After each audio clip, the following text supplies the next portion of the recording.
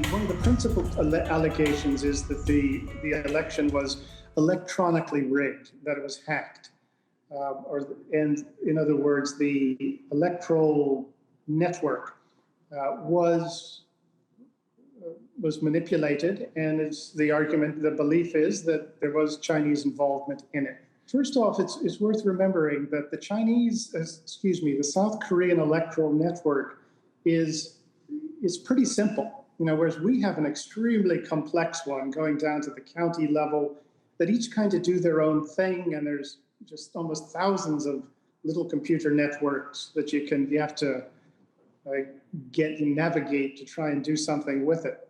In South Korea's case, effectively what you have is with the National Election Commission, one server, or the NEC server, and that connects to every polling site. And that's about all it is. It's pretty easy to understand. So if you can get into the election network, then you have access to the voters list, the voting machines, or the vote counting machines, sort of everything.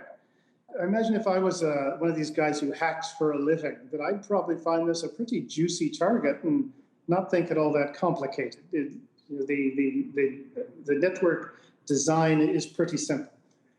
And then you look at what the network is made of, and you've got, let's say, the server with the voting connected to each site with the voting machines, counting machines, and the telecom company that provides the communications equipment for this thing is called LGU+. That's a Korean telecom company.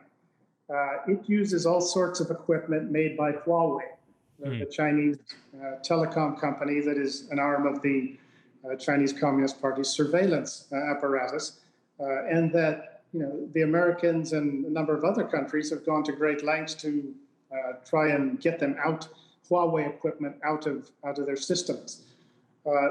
It's notable that LGU Plus has refused to join the American so-called clean network, or that they're going to put together globally, that is sort of clean of Chinese hardware. LG Plus doesn't want to be part of that.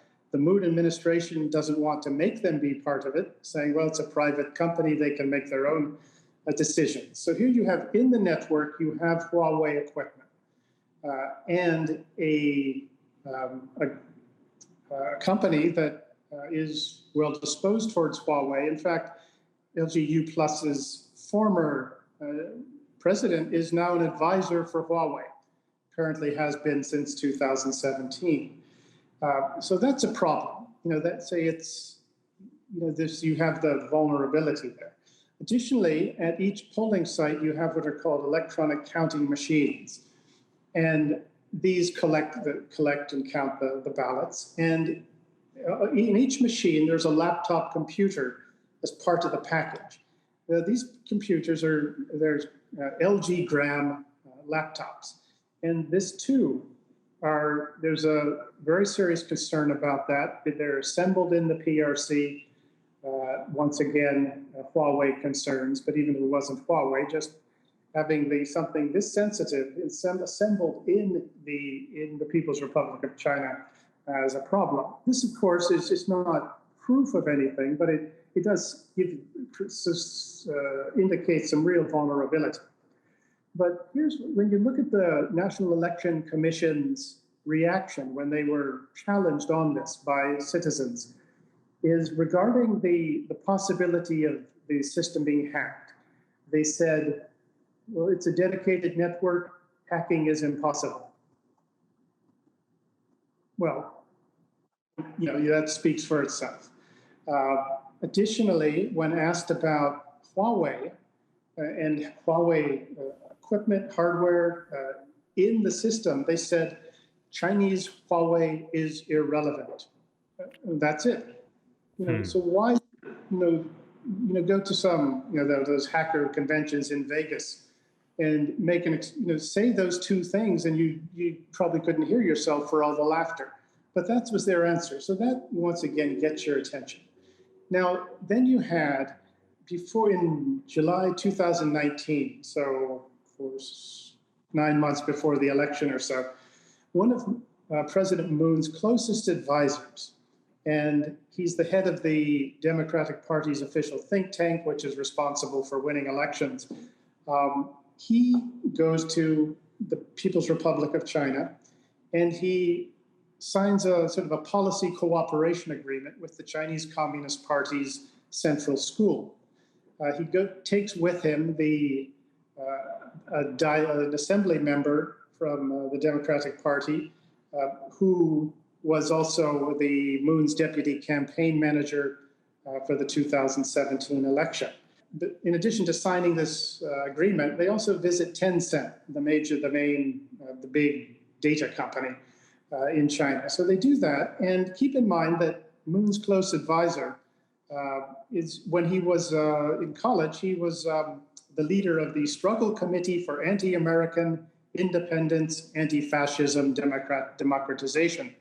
And it kind of gives you an idea of where his sympathies lie. So these guys go to China, sign an agreement with the Central Party School, meet up with Tencent, and then a couple of weeks later, a prominent Chinese AI guy, he comes to Seoul and he meets with Moon's people, and they talk about the upcoming election. Once again, that kind of gets your attention, to see that happen. It has been alleged that Tencent and other Chinese companies helped with the pre-election big data analysis, which is very helpful for giving a sense of how things look. But I'm a lawyer, so I of course don't understand big data, other than to know that if used right, it can be very effective. Additionally, there's evidence in this documentary evidence that on there's ballot papers that have language misspelled, and it's spelled in the way that a Chinese Korean would have, or that a Chinese Korean would have written it. The language for the congressional election, it's misspelled, and no Korean would make that mistake. Additionally, you had Chinese nationals serving as poll watchers during the election. This too is verified.